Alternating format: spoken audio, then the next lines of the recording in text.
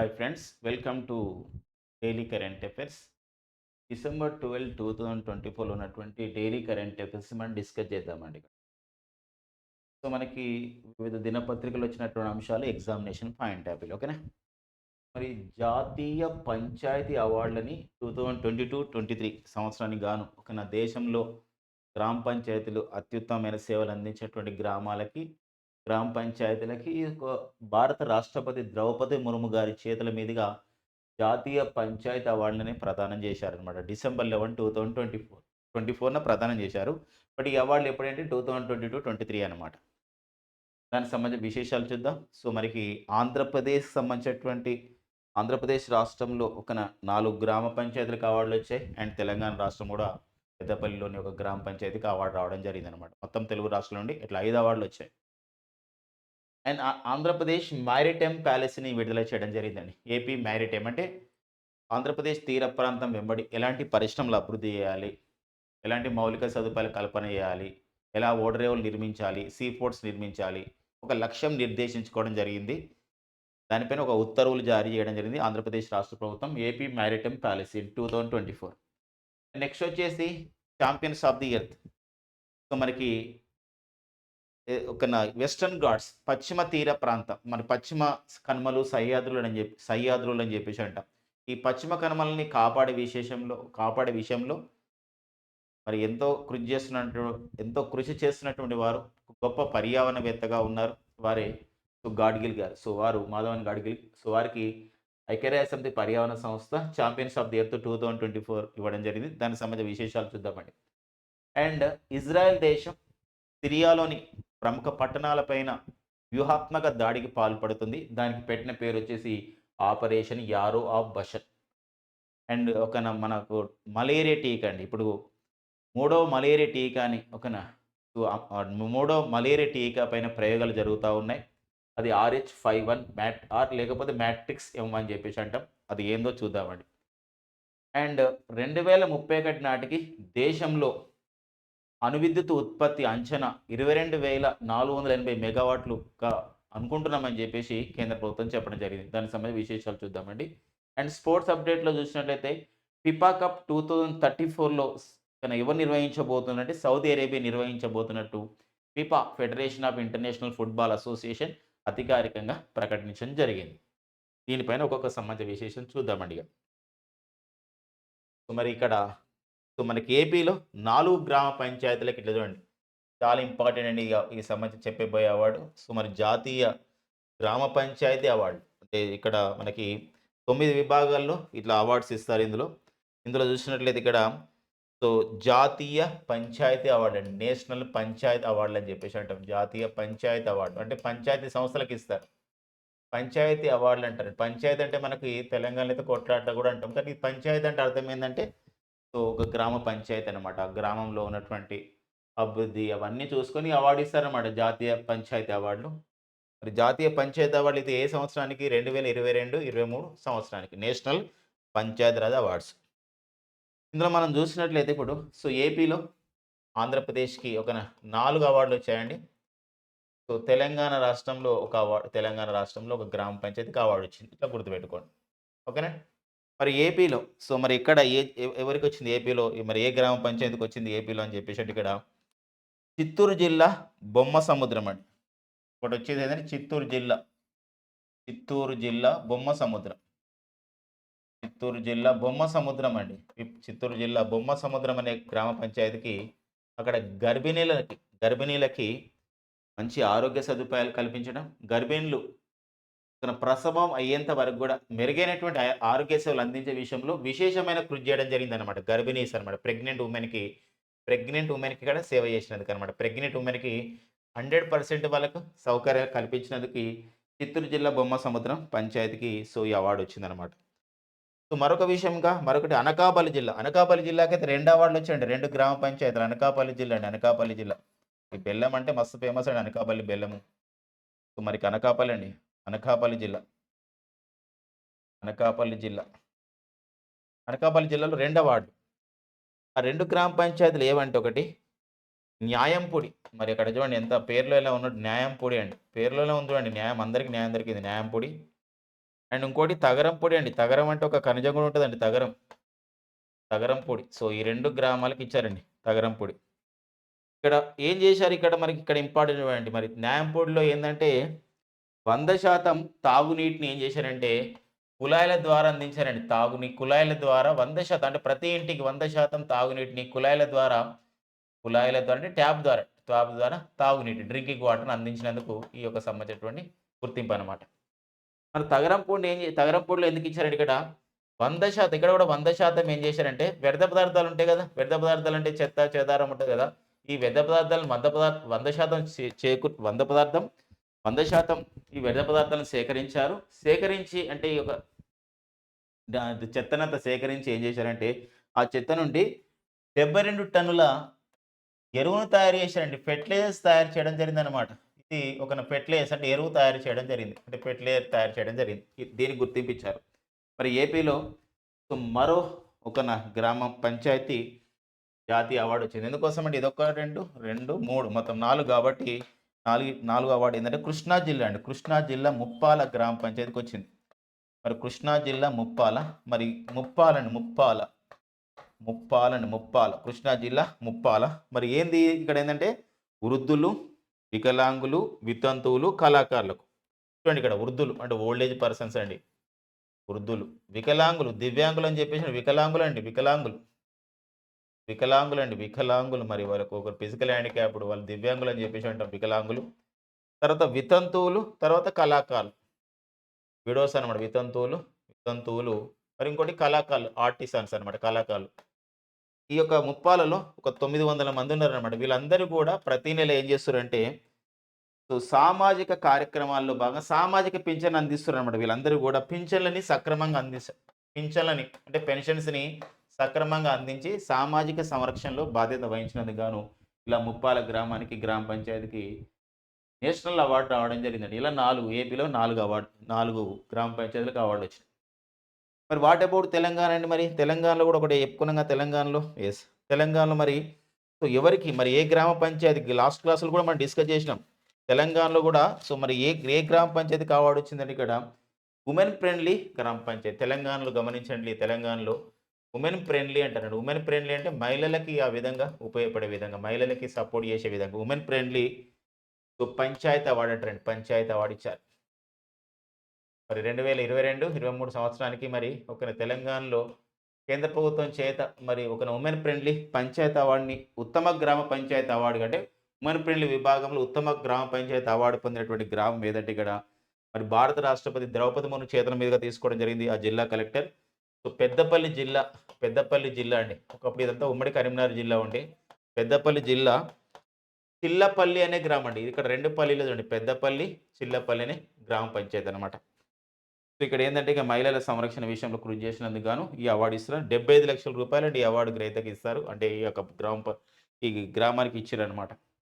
ఈ అవార్డ్‌ని ఏమంటామంటే ఇక్కడ దీన్ దయాళ్ ఉపాధ్యాయ్ పంచత్ సతత్ పురస్కారాలుగా పిలుస్తారండి ఇవన్నీ అవార్డులని. చూడండి ఒకసారి. దీన్ దయాళ్ ఉపాధ్యాయ్ అంటే పండిట్ దీన్ దయాళ్ అండి. దీన్ దయాళ్ ఉపాధ్యాయ్ పంచాయత్ సతత్ వికాస్ పురస్కారం అండి. వికాస్ పురస్కార్. గుర్తుపెట్టుకోండి ఫ్రెండ్స్ ఇక్కడ 2022, 23 2022, 23 సంవత్సరానికి దీన్ దయాళ్ ఉపాధ్యాయ్ పంచాయత్ సతత్ వికాస్ పురస్కారం పొందినటువంటి జిల్లా ఏది అంటే పెద్దపల్లి జిల్లా. ఏ గ్రామం అంటే చిల్లపల్లి గ్రామ పంచాయతీ. ఇక్కడ వుమెన్ ఫ్రెండ్లీ పంచాయతీ అనే అవార్డుని ఇచ్చారు. అవార్డుకి ఏమని పేరంటే దీన్ దయాళ్ ఉపాధ్యాయ్ పంచాయత్ సతత్ వికాస్ పురస్కారాలని అంటారనమాట ఈ గ్రామ పంచాయతీ పురస్కారాలని. సో, ఈ చాలా ఇంపార్టెంట్ అండి ఈ సంబంధించి. ఏపీకి ఎన్ని అవార్డ్స్ వచ్చినాయంటే 4 అవార్డులు వచ్చినాయి. 4 గ్రామాలకి అవార్డులు. అండ్ తెలంగాణకి ఎన్ని వచ్చినాయండి? 1 వచ్చిందనమాట. ఓకేనండి. ఇది మనకి ఈ పురస్కారం పేరేం పేరండి? వుమెన్ ఫ్రెండ్లీ పంచాయతీ అవార్డుకి మరొక పేరు ఏం పేరంటే దీన్ దయాళ్ ఉపాధ్యాయ్ పంచాయతీ సతత్ వికాస్ పురస్కారం అంటారు. ఎవరి చేతుల మీదుగా ఈ అవార్డు అందుకోవడం జరిగిందంటే భారత రాష్ట్రపతి president of India Droupadi Murmu చేతుల మీదుగా ఈ అవార్డు అనేది అందుకోవడం జరిగిందనమాట. సో, ఈ పాయింట్ అనేది చాలా చాలా ఇంపార్టెన్స్‌గా మనం గుర్తుపెట్టుకోవాల్సిన అవసరం ఉందండి. నెక్స్ట్ వచ్చేసి మరొక అంశం అంటే మనకి ఛాంపియన్స్ ఆఫ్ ది ఎర్త్ పురస్కారం అండి. ఇది పర్యావరణ రంగంలో విశేషంగా కృషి చేసిన వాళ్ళకి ఇచ్చే ఒక అవార్డే ఛాంపియన్స్ ఆఫ్ ది ఎర్త్ పురస్కారం అని చెప్పేసి అంటారు. Champions of the earth award అంట. మరి ఎవరిస్తారు ఈ అవార్డ్‌ని అంటే ఎందుకు ఇస్తారు అంటే పర్యావరణ రంగంలో విశేషమైన కృషి చేసి ఇస్తారు ఒకటి. ఎన్విరాన్మెంట్‌లో ఇస్తారండి ఇది. ఎన్విరాన్మెంట్‌లో అంటే పర్యావరణ రంగంలో కృషి చేసిన వారికి ఇస్తారు. ఎవరు ఇస్తారంటే యుఎన్ఈపీ ఇస్తది. యుఎన్ఈపీ అంటే United Nations environment programme. 1972 June 5న ఏర్పాటు చేయబడ్డ సంస్థ యునైటెడ్ నేషన్స్ ఎన్విరాన్మెంట్ ప్రోగ్రామ్ అండి. మరి 1972 జూన్ 5న ఏర్పడింది. కెన్యా రాజధాని నైరోబి కేంద్రంగా ఏర్పడింది యుఎన్ఈపీ సంస్థ. ఈ సంస్థ వాళ్ళు ఇచ్చారన్నమాట. పేరు మోసినటువంటి ఒక పర్యావరణవేత్త, ఒక ఎకాలజిస్ట్, ఒక జీవావరణవేత్త కూడా పిలుస్తారండి. ఇదే పేరు మోసినటువంటి ఎకాలజిస్ట్‌కి ఇవ్వడం జరిగింది 2024లో. ఒక వెటరన్ ఎకాలజిస్ట్. సో, వారే మాధవ్ గాడ్గిల్ అండి. మాధవ్ గాడ్గిల్. అంతేకాదు 2011లో వీరు ఒక కమిటీ రిపోర్ట్ కూడా ఇచ్చారన్నమాట కేంద్ర ప్రభుత్వానికి. ఏందంటే మనం వెస్టర్న్ ఘాట్స్‌ని కాపాడుకోవాలి. వెస్టర్న్ ఘాట్స్ అంటే ఇక్కడ ఏందంటే ఇక్కడ మనకి ఏమంటారు మనకి పశ్చిమ కనుమలు. సుమారు 1700 చదరపు కిలోమీటర్లు విస్తరించి ఉన్నాయి. మనకు పశ్చిమ కనుమలు. సో, ఇది మనకు ఓకేనా. ఇదంతా కూడా పశ్చిమ కనుమలు ఉన్నాయండి ఇవన్నీ. వీటన్నిటిని కూడా కాపాడుకోవాలి. జీవావరణాన్ని కాపాడుకోవాలి. ఈ సహయాతులను కాపాడుకోవాలి. ఇందుకోసం యునెస్కో కూడా ప్రపంచ వారసత్వ సంపదగా కూడా ప్రకటించింది వెస్టర్న్ ఘాట్స్ అని. ఈ అవార్డ్‌ని ఎవరికి ఇచ్చారంటే మాధవ్ గాడ్గిల్. సో, వెస్టర్న్ ఘాట్స్‌ని కాపాడుకోవాలి. అక్కడ పర్యావరణాన్ని కాపాడుకోవాలని కేంద్ర ప్రభుత్వము వీరిని అధ్యయనం చేయడానికి ఒక కమిటీని కూడా నియమించింది. మాధవ్ గాడ్గిల్ కమిటీ అన్నమాట. పర్యావరణాన్ని ఇక్కడ ఈ వెస్టర్న్ ఘాట్స్‌ని కాపాడుకునే విషయంలో. వారన్నారు ఖచ్చితంగా అక్కడ పర్యాటకం పెంపొందించుకోవాలి కానీ పర్యావరణాన్ని కాపాడుకోవాల్సిన అవసరం ఉందన్నారు. ఈయన పెట్టిన సిఫార్సులు మాధవన్ గాడ్గిల్ చాలా సిఫార్సులు చేసిండనమాట. ఇక వెస్టర్న్ ఘాట్స్‌ని కాపాడుకునే విషయంలో. కానీ సిఫార్సులు కొన్ని అమలు కాలేదు. అందుకే ఈ సంవత్సరంలో మనకి వయనాడ్ వరదలొచ్చినాయి కేరళలో అని చెప్పేసి మనకు పర్యావరణవేత్తలు భావిస్తున్నారు. అంతేకాకుండా వెస్టర్న్ ఘాట్స్ పైన 2 కమిటీలు ఉంటాయండి. ఒకటి మాధవన్ గాడ్గిల్ కమిటీ ఒకటి ఉంటది. ఇంకోటి కస్తూరి రంగన్ కమిటీ కూడా ఉంటది. సో, అది మనకి పర్యావరణాన్ని కాపాడుకునే విషయంలో పర్యాటక రంగాన్ని ప్రోత్సహించాలా లేదా అనే అంశం పైన కస్తూరి రంగన్ కమిటీని కూడా నియమించడం జరిగింది. జాతీయ విద్యా విధానం 2020 పైన ముసాయిదా పైన అధ్యయనం చేసిన కమిటీ కూడా కస్తూరి రంగన్ కమిటీని ఇస్రో మాజీ చైర్మన్ అనమాట. సో, ఈ ఛాంపియన్స్ ఆఫ్ ది ఎర్త్ అవార్డ్‌ని మనం ఎలా కన్సిడర్ చేస్తాం, ఎలా గుర్తిస్తామంటే హైయెస్ట్ అవార్డ్ ఇన్ ఎన్విరాన్మెంట్ అంటే పర్యావరణ రంగంలో ఇచ్చే అంటే హైయెస్ట్ ఎన్విరాన్మెంట్ ఆనర్ అనమాట. పర్యావరణ రంగంలో ఇచ్చే అత్యున్నతమైన అవార్డ్ అనమాట. పర్యావరణ రంగంలో ఇచ్చే అత్యున్నతమైన అవార్డుగా హైయెస్ట్ ఆనర్‌గా అత్యున్నతమైనటువంటి గుర్తింపుగా సో, దేన్ని పిలుస్తారంటే ఈ యొక్క ఛాంపియన్స్ ఆఫ్ ది ఎర్త్ అవార్డ్‌ని పిలవడం జరుగుతది. సో, మనం గుర్తుపెట్టుకోవాల్సిన అవసరం చాలా చాలా ఉంటదండి. ఇక నెక్స్ట్ వచ్చేసి ఒక నివేదిక అండి. Nature communication journal. ఒక సంస్థ ఈ నేచర్ కమ్యూనికేషన్ జర్నల్ అనేది ఒక నేచర్ కమ్యూనికేషన్స్ జర్నల్ అంటే ఒక మ్యాగజైన్ అనమాట ఇది. అంటే ప్రకృతి పైన, పర్యావరణం పైన అందించే ఒక జర్నల్ అనమాట. ఒక నివేదిక ఇచ్చింది. ఈ ఎవరా నివేదిక తయారు చేసిరంటే ఆస్ట్రేలియాలోని నివేదికను తయారు చేసిన వారు ఎవరంటే ఆస్ట్రేలియా దేశంలోని క్వీన్స్‌లాండ్ విశ్వవిద్యాలయం వాళ్ళు. క్వీన్స్‌లాండ్ ఒక యూనివర్సిటీ వాళ్ళు ఈ నివేదికను తయారు చేయడం జరిగింది. తయారు చేసిన వాళ్ళు వీళ్ళు. ఈ నివేదిక ప్రకారం ఏందంటే వీళ్ళు ఒక 10 సంవత్సరాలు అధ్యయనం చేసిరంట. 10 సంవత్సరాల డాటా అధ్యయనం చేశారు. 2009 నుండి 2019 వరకు డాటా ఆధారంగా తీసుకొని ఒక నివేదిక తయారు చేశారు. డేటా ప్రకారం ఏందంటే భారత్, చైనా, అమెరికాలో 60% పర్యాటక ఉద్గారాలు వస్తున్నాయి. భారతదేశం, తర్వాత చైనా ఈ దేశాలనమాట. భారతదేశం, చైనా దేశాలు అండ్ అమెరికా దేశాలు. ఈ దేశాల్లో పర్యాటక రంగం డెవలప్ కావడం ద్వారా ఈ పర్యాటక రంగం ద్వారా డెవలప్ అయిద్దంటే ఇప్పుడు వేరే వేరే దగ్గరికెళ్తారు. ఒక పర్యాటక ప్రాంతానికి జీపు, కారు ఇట్లా యూజ్ చేస్తారు. అలాంటప్పుడు ఏందంటే మనం ఫాజిల్ ఫ్యూయల్స్ వాడతాం రవాణాకి. అంటే శిలాజ ఇంధనాలు. అలాంటప్పుడు పర్యాటక ఉద్గారాలు అయితున్నాయన్నమాట అవి. అవి పర్యాటక ప్రాంతంలో వస్తున్నాయి. ఈ భారత్, చైనా, అమెరికా దేశాల్లో పర్యాటక ఉద్గారాలు ఎంత శాతం ఉందంటే ప్రపంచమంతా చూస్తే 100% తీసుకుంటే 60% ఉద్గారాలు ఈ దేశాల్లో జరిగినటువంటి పర్యాటక ఉద్గారాలు జరిగాయనమాట. అంటే ఈ దేశాల్లో పర్యాటక రంగం పెరిగింది. తద్వారా ఏమైందంటే ఉద్గారాలు కూడా పెరిగినాయని చెప్పేసి నివేదిక ఇవ్వడం జరిగిందనమాట. ఒక విభిన్నంగా ఉంది కాబట్టి ఎగ్జామినేషన్ పాయింట్ ఆఫ్‌లో అడగడానికి ఉందన్నమాట. నెక్స్ట్ వచ్చేసి మరొక సంబంధిత కరెంట్ అఫైర్‌కి వెళ్దామండి ఇక్కడ. So, operation arrow of Bashan అండి.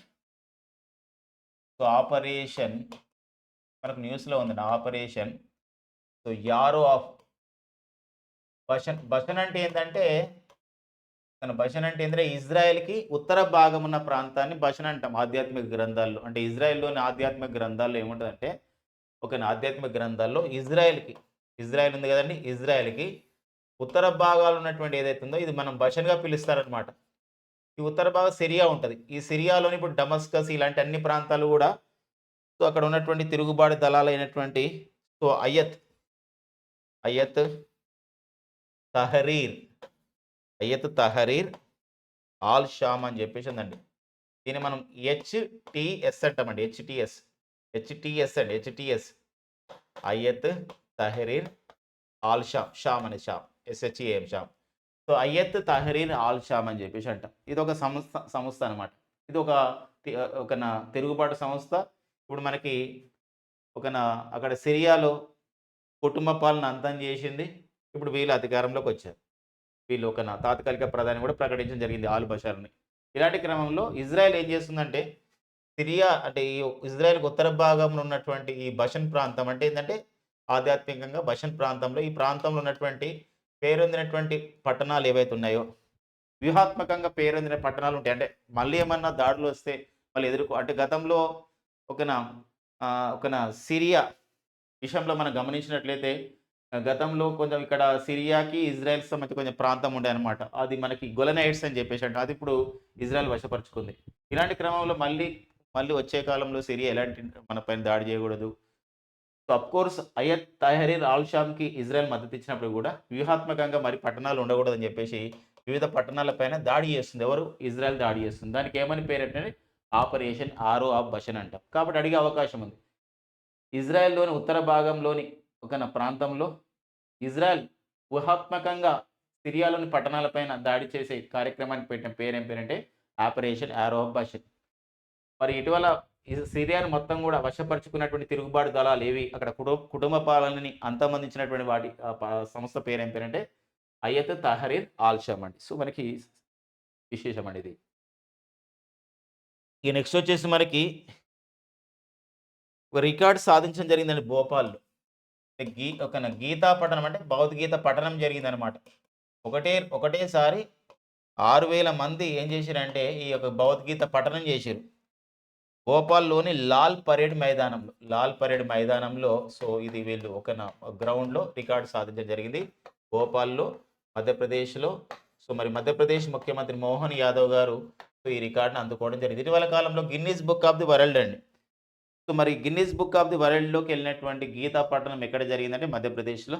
సో మరి December 11 రోజు గీతా జయంతి రోజున ఇది జరిగిందనమాట. సో ఇది కొంచెం ఇంపార్టెన్స్గా మనం తెలుసుకోవాలి. ఈ మధ్యకాలంలో కూడా మన అన్నయ్య మెగాస్టార్ చిరంజీవి గారు కూడా ఇప్పుడు ఎక్కువ సినిమాలలో పాటలకి స్టెప్పులు వేయడం ద్వారా 24,000 స్టెప్పులు వేయడం ద్వారా కూడా ఒక Guinness book of the world రికార్డ్కి వెళ్ళడం జరిగింది. అలాంటి మనకి ఎగ్జామినేషన్లో అడగడానికి ఉంటుందండి. ఇక నెక్స్ట్ చూద్దామండి మనకు. సో మరికొంత సమాచారం అంటే మరికొంత విశేషం కానీ ఖచ్చితంగా డిస్కస్ చేసుకోవాల్సిన అవసరం ఉంది ఇక్కడ. కూరగాయలు పండ్లల్లో సో మనకి ఫ్రూట్స్ అండ్ వెజిటేబుల్స్ వీటిపైన ఒకసారి అవశేషాలుగా ఏముంటాయంటే పెస్టిసైడ్స్ ఉంటాయి. వాటిపైన చల్లిన పెస్టిసైడ్స్ క్రిమి సంహారకాలు ఉంటాయి. వీటిపైన క్రిమి సంహారకాలు అంటారండి. క్రిమి సంహారక అవశేషాలు అంటారు. అంటే రెసిడ్యువల్ పార్ట్స్. అవశేషాలు అంటే ఏంటండి? రెసిడ్యువల్స్ అనమాట. ఇది తింటే మళ్ళీ మనకి ఏదన్నా అనారోగ్యం వస్తుంది. వీటిని గుర్తించాలని చెప్పేసి ఒక గుర్తించే పరికరం తయారు చేయడం జరిగింది. ఆ పరికరానికి పేరు పెట్టలే. ఎవరు తయారు చేశారంటే వాళ్ళు హైదరాబాద్కు చెందినటువంటి Birla institute of the technology అనే సంస్థ అండి. హైదరాబాద్లో ఉన్నటువంటి Birla institute of the technological science అనే సంస్థ వాళ్ళు దీన్ని అభివృద్ధి చేశారు. ఇది మనకి ఐఈఈఈ ఒక సెన్సార్ అనే జర్నల్లో దీన్ని ప్రచురించడం జరిగిందనమాట. నిన్న కూడా డిస్కస్ చేసినాం. మనకు ఐఐటి గువహతి వాళ్ళు ఏం చేశారంటే ఒక CH4 అండ్ CO2 అంటే ఇక్కడ మీథేన్ అండ్ కార్బన్ డైఆక్సైడ్ని పర్యావరణ ఇంధనాలుగా తయారు చేసి ఒక సంబంధించినటువంటి సాంకేతికతను అభివృద్ధి చేస్తున్నారు. అది మనం నిన్న ఎస్టర్డే క్లాస్లో మనం డిస్కస్ చేసుకోవడం జరిగింది. సో ఈ సంబంధించిన పాయింట్ గుర్తుపెట్టుకోండి. నెక్స్ట్ వచ్చేసి మనకి సో ఆంధ్రప్రదేశ్ రాష్ట్ర ప్రభుత్వం గూగుల్తో ఒక ఒప్పందం చేసుకుందండి. గూగుల్ సంస్థతో ఒక ఒప్పందం చేసుకుంది. సో ఏ విషయంలో అంటే ఇక్కడ టెక్నాలజీ ఎకో సిస్టమ్ను అభివృద్ధి చేయాలి. అంటే సాంకేతికమైనటువంటి ఈ గూగుల్ సంబంధించిన విషయంలో ఈ గూగుల్ సంస్థ కార్యకలాపాలని వాటన్నిటిని కూడా అభివృద్ధి చేయడమే ఎకో సిస్టమ్ అంటే ఒక వ్యవస్థను అభివృద్ధి చేయడం అనమాట. సో మరి ఇక్కడ ఈ యొక్క కార్యక్రమంలో, ఈ ఒప్పందంలో ఆంధ్రప్రదేశ్ రాష్ట్ర ముఖ్యమంత్రి చంద్రబాబు నాయుడు గారు అండ్ ఒక ఆంధ్రప్రదేశ్ ఐటీ శాఖ మంత్రి నారా లోకేష్ గారు పాల్గొనడం జరిగింది. Glow Google global networking and infrastructure ఒక వైస్ ప్రెసిడెంట్ అయినటువంటి వికాష్ కోహ్లీ కూడా ఇందులో పాల్గొనడం జరిగింది. వికాష్ కోహ్లీ కూడా పాల్గొనడం జరిగింది. సో ఆంధ్రప్రదేశ్ సీఎం చంద్రబాబు నాయుడు గారు అండ్ నెక్స్ట్ వచ్చేసి మన ఆంధ్రప్రదేశ్ ఐటీ శాఖ మంత్రి అయినటువంటి నారా లోకేష్ గారు కూడా ఇందులో పాల్గొనడం జరిగింది గూగుల్‌తో ఒప్పందం విషయంలో. ఎందుకోసం అంటే ఇక్కడ విశాఖపట్నంలో ఆ ప్రాంతంలో ఈ టెక్నాలజీ ఎకోసిస్టమ్‌ని అభివృద్ధి చేశారన్నమాట. అంటే గూగుల్ సాంకేతికత విషయంలో అభివృద్ధి చేస్తారు. ఈ కార్యక్రమంలో గూగుల్‌కి సంబంధించినటువంటి ఒక global infrastructure and networking vice president అయిన ఒక వికాష్ కోహ్లీ పాల్గొనడం జరిగిందన్నమాట. ఆల్రెడీ విశాఖపట్నంని ఒక ఐటీ హబ్‌గా అంటే ఇక్కడ ఏఐ హబ్‌గా మార్చబోతున్నారని చెప్పి విశాఖ అండ్ అమరావతిని ఏఐ హబ్‌గా మార్చాలని చెప్పి కూడా ఇటీవల నిర్ణయించుకోవడం జరిగింది. ఇలాంటి నేపథ్యంలో గూగుల్‌తో ఒప్పందం చేసుకోవడం జరిగింది. కాబట్టి ఏ సంస్థతో ఒప్పందం చేసుకున్న ఇలాంటి క్వెషన్స్ ఎక్స్‌పెక్ట్ చేయడానికి ఉంటది. సో భవిష్యత్తులో జరగబోయే కాంపిటీటివ్ ఎగ్జామ్‌లలో. ఇక నెక్స్ట్ వచ్చేసి మనకి ఓకేనా. ఆంధ్రప్రదేశ్ సంబంధించి మరొక సమాచారం అండి. ఆంధ్రప్రదేశ్‌లో కలెక్టర్స్ కాన్ఫరెన్స్ జరుగుతుందండి. మరి కలెక్టర్స్ కాన్ఫరెన్స్‌లో మనకి అంటే నిన్న, ఈరోజు జరుగుతుంది. December 11 and 12, 2024. ఇందులో ఒక నిర్ణయం తీసుకోవడం జరిగింది. వాట్సాప్ ద్వారా మనం యూజ్ చేసే ఏదైతే మన వాట్సాప్ ఉందో సోషల్ మీడియా అందులో 153 రకాల ఓకేనా పౌర సేవలు అంటే సిటిజన్స్ సంబంధించినటువంటి ఉపయోగపడే సిటిజన్ సర్వీసెస్‌ని ఇవన్నీ కూడా అందించాలని చెప్పేసి నిర్ణయించుకోవడం జరిగిందనమాట. అంటే వాట్సాప్ ద్వారా అనమాట. ఇప్పుడు డేట్ ఆఫ్ బర్త్ సర్టిఫికేట్ కానివ్వండి, లేకపోతే ఇంకా సో రాష్ట్ర ప్రభుత్వం నుండి ధృవీకరణ పత్రాలు కానీ వాట్సాప్ ద్వారా ఆ విధంగా అందే విధంగా కృషి చేస్తున్నట్లు రియల్ టైమ్ గవర్నెన్స్ సర్వీసెస్ అంటాం. ఆర్టీజీఎస్ అంటాం. రియల్ టైమ్ గవర్నెన్స్ సిస్టమ్ అని చెప్పేసి అంటాం. మరి రియల్ టైమ్ గవర్నెన్స్ సిస్టమ్కి సంబంధించిన చీఫ్ ఎగ్జిక్యూటివ్ ఆఫీసర్ అయినటువంటి దినేష్ కుమార్ గారు ఈ సందర్భంగా ప్రకటించడం జరిగిందనమాట. సో ఇదనమాట ఇది సంబంధించిన విషయం అండి. ఓకేనా. నెక్స్ట్ చూద్దామండి. ఇక నెక్స్ట్ మరొక అంశం మనం డిస్కస్ చేస్తున్నాం. అందులో వచ్చేసి ఇక్కడ ఏంటంటే సో మనకి ఒక అంటే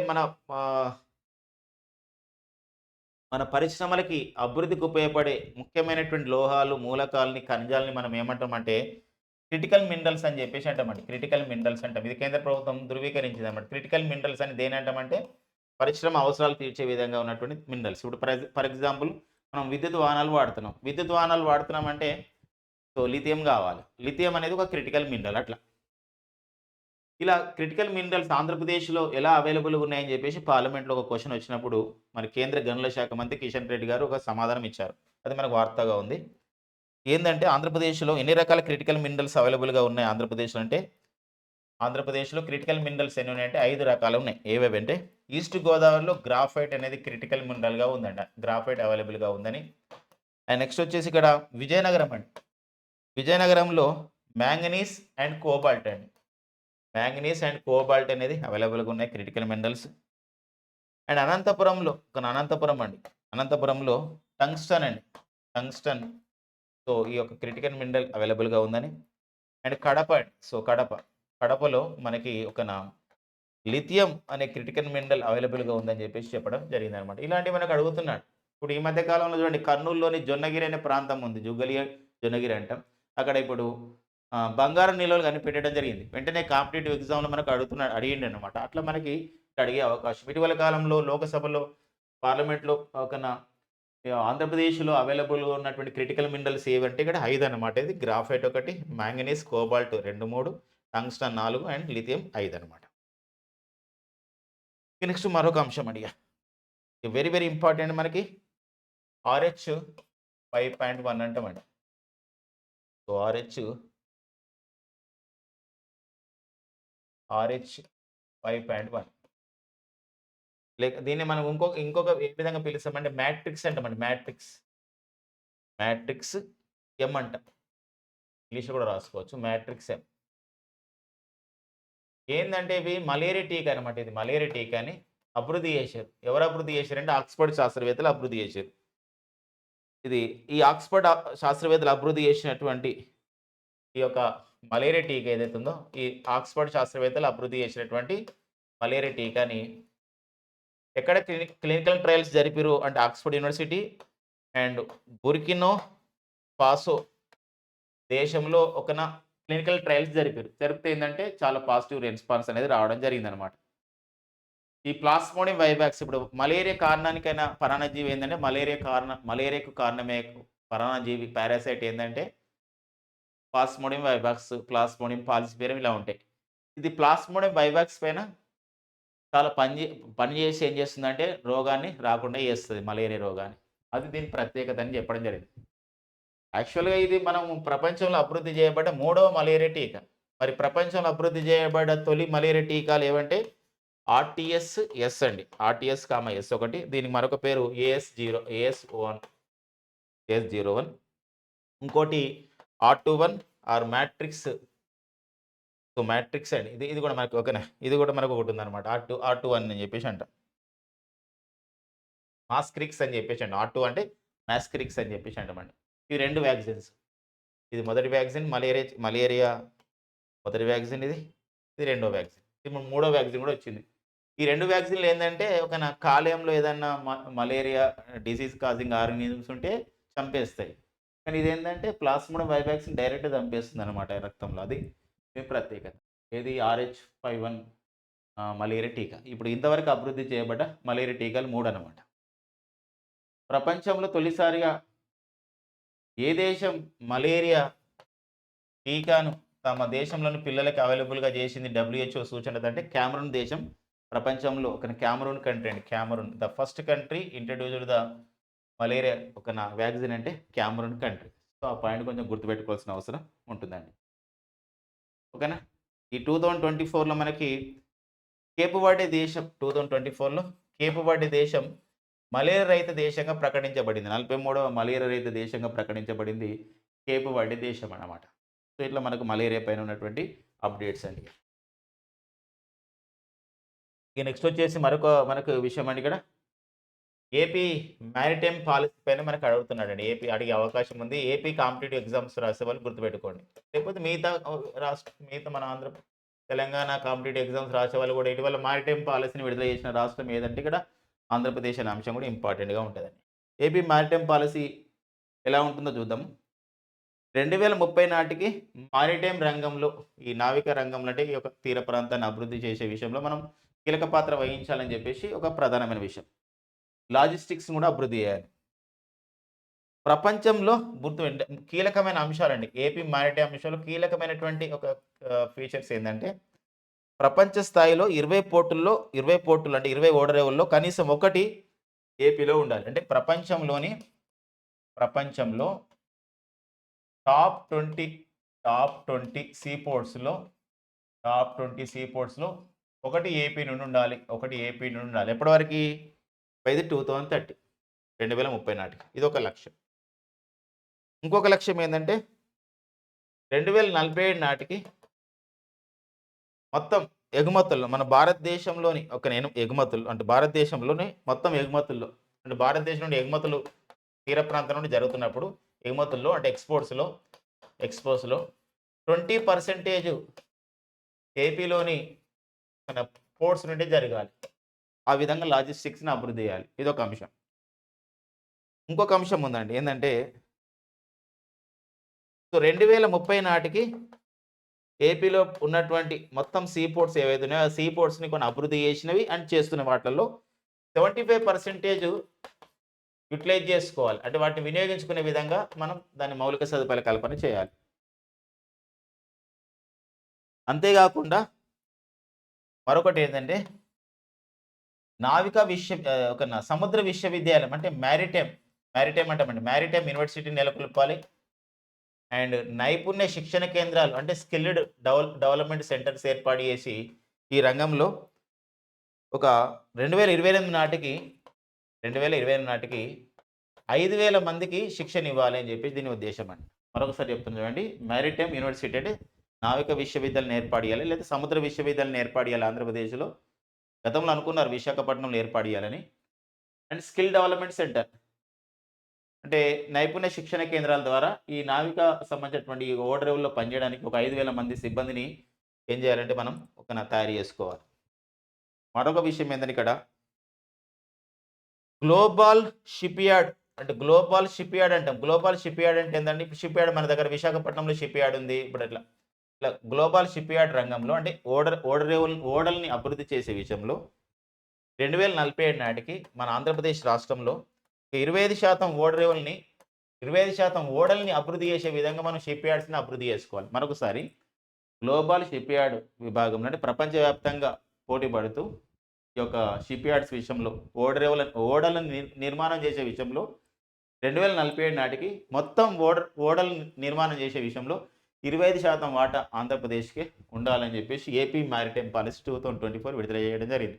బట్ ఏపీ మారిటైమ్ పాలిసీ 2024 గురించి సరికాంది, సరైంది 2 క్వెషన్స్ మనకొచ్చినప్పుడు ఈ అంశాలు మనం చూసుకోవాల్సినటువంటి అవసరం అనేది ఉందండి.